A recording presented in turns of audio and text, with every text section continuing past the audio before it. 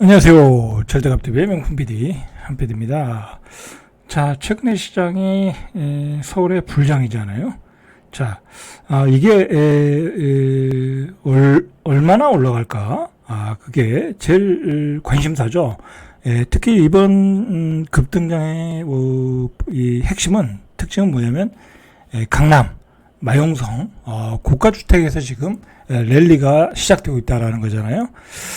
자, 그런데 이 여러 가지 이렇게 전망들이 나오는데 이제 부동산 그 투기 강사들은 무조건 올라간다라는 얘기만 하잖아요. 근데 중요한 거는 올라가는데 어떤 원칙과 논리가 있는 거예요. 그죠? 어떻게 무조건 올라가요? 어떻게 그건 있을 수 없는 얘기야. 그죠? 그렇게 이야기하는 것은 말 그대로 그냥 펌프질인 거야. 펌프질. 무조건 어떻게 강남의 집값이 무조건 올라가요. 그리고 예를 들어 잠실의 그 엘리트 세계 단지 지금 25억 정도에 거래되잖아요. 그러면 그 가격이 전 고점이 29억이란 말이에요. 그러면 이제 뭐 올라가도 27억, 뭐 많이 올라가 28억. 이제 그 선에서 이제 끝나는 거죠. 더 이상은 올라갈 수가 없는 거예요. 왜 그러냐면 강남의 집값이 더 멀리 치고 나가지 못하면은 그러면 내가 송파에 잠실에 있는 아파트 살 때 30억이야. 예를 들어 많이 올라가서 그러면 그걸 사겠어요? 30억 들고 와서 잠실 가서 사겠어요? 그죠? 한계가 있겠죠. 마찬가지로 헬리오시티의 아파트가 지금 21억에서 22억에 거래된단 말이에요. 근데 헬리오시티를 24억에 팔겠다고 그래. 그러면 사람들이 헬리오시티를 사겠어요? 안 사겠죠.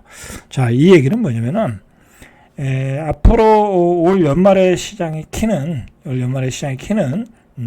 강남이다라고 보시면 돼요. 만약에 지금 이제 뒤에서 이야기하겠지만 강남에 뭐 뷰가 안 보이는 일반 주거단지에서 40억의 거래가 되고 있다고 그래요. 이제 신고가가 나오는 거죠, 실질적인. 그러면 전에 뭐 35억부터 올라왔을 거고 한 5억은 올라왔단 말이에요. 그러면 그 가격이 예를 들어 45억 같다든지 또는 50억이 같다든지 그렇게 가격이 올라가 줘야 송파도 쫓아올 수 있는 거예요.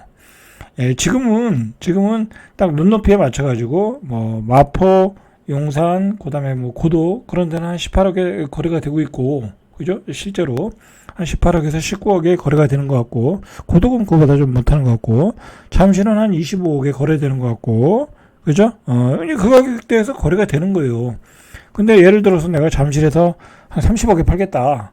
그러면 지금 그건 거래가 안 되는 거예요. 그죠? 자, 그러면 지금 시장의 앞으로의 키는 말 그대로 내가 잠실에서 30억에 팔아야 된다. 고덕에서 20억에 팔아야 된다. 마포 용산에서 20억에 팔아야 된다고 하려면은 강남의 아파트 가격이 40억에서 45억을 가야 되는 거예요. 실제로 40억을 찍었다고 하지만 정확히는 지금 뭐 40억의 매물들이 대기 중인 건지 아니면 40억에도 안 팔고 있는 건지는 제가 모르겠어요. 실제로 그건 뭐 전화 안 해봐서 모르겠는데, 만약에 40억에도 몇 계좌가 안 나온다고 하면 그럴 상황은 아니에요. 그럴 상황은 아닌데, 그렇게 된다고 하면 더 올라가겠죠. 그러면은 예를 들어 45억이 돼야 송파도 28억, 29억 에서 거래가 활발하게 되겠죠. 그죠? 키는 강남이다. 그런데 한번 생각을 해봐야 돼요. 과연 강남이 40억을 찍고 어떤 그 한강뷰가 안 보이는 일반 그 뭐 반포 자이나 반포 레미안 퍼스티지나 그런 급의 아파트들이 40억을 찍고 과연 거기서 더 거래가 활발하게 돼서 45억까지 찍겠냐? 한두 개는 찍을 수는 있어요. 그러나 한두 개가 찍는 거 가지고 평균 가격으로 볼 수는 없고, 거래가 많이 활발하게 돼서 뭐 대기 매수세까지 있으면서 그렇게 되느냐라는 것은 쉽지 않은 일이에요. 그게 왜 그러냐면 설령 만약에 좀 과열이 돼서 시장이 과열이 돼서 지금 40억 찍고 45억을 찍어. 자, 그러면 제가 생각하기에는 정부의 레드라인이라는 게 있는 거예요. 그죠? 강남의 집값이 자꾸 폭등한다는 것은 굉장히 이 주택 아파트 시장을 불안하게 만드는 거고, 그리고 이 국민들이 생각하기에 어떤 그 불만이 커질 수밖에 없는 거예요. 이 양극화가 생기는 거니까. 그렇지 않겠어요? 대한민국 사람들이면 다 언제든지 강남에 입성해야 된다라는 그 희망과 꿈을 가지고 살고 있는데, 지금도 못 돌아가는데 뭐 완전히 45개 됐다, 막 그들만의 세계가 된다 그러면 국민의 불만이 커질 수밖에 없죠. 그러면 윤석열 정부 입장에서도 상당한 부담이 되는 거예요. 그거는 좌파 정부에서는 뭐 그건 있을 수 없는 얘기고, 우파 정부에서도 그거는 상당한 부담이 되는 거예요. 그죠? 그것도 좌파가 또 이용할 수도 있으니까.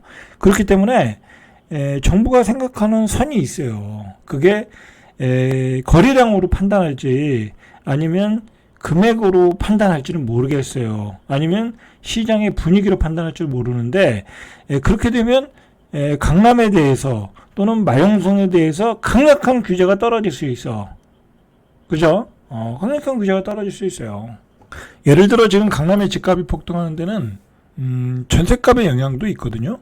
그러면은 고가주택에 대해서 전세 대출을 DSR 규제를 해서 줄일 수도 있거든요. 그리고 강남에 사는 사람 입장에서는 대부분이 집이 있는 사람들이에요. 전세 살아도. 그죠? 왜 없겠어요?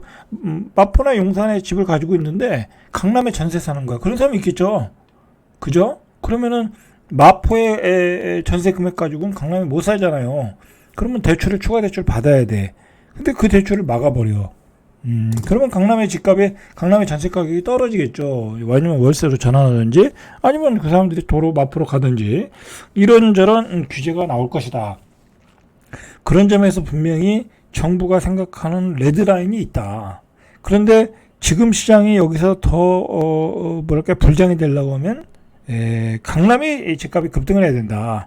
강남의 집값이 급등을 해야 송파의 집값도 28억, 29억 고점을 뵙기로 갈 수가 있다라는 거죠. 그죠? 그리고 마포의 또는 고덕의 집값도 올라올 수 있는 거예요. 이제는 마포, 고덕도 목에 찬 거예요. 그렇잖아요?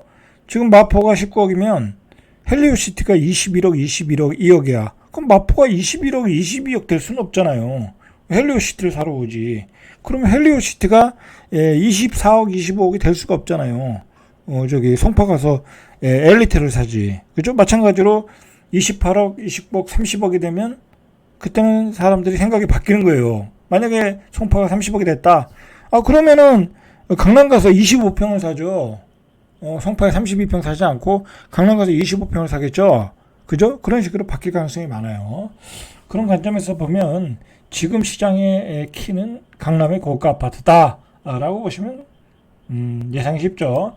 그런데 정리하자면 중요한 거는 강남의 집값이 급등한다고 하면 정부가 좌시할 수가 없다라는 거야. 그죠? 왜냐면 강남의 집값이 커지면 지지율이 떨어질 수밖에 없거든. 그죠? 왜냐면 그리고 강남 집값이 계속해서 불장이 된다는 얘기는 다른 노도강, 금강구, 그 다음에 수도권 외곽, 모든 지역의 아파트의 가격을 들쑤실 수 있어요. 그래가지고, 지난 좌파 정부처럼 집값이 또 급등이 나올 수 있어.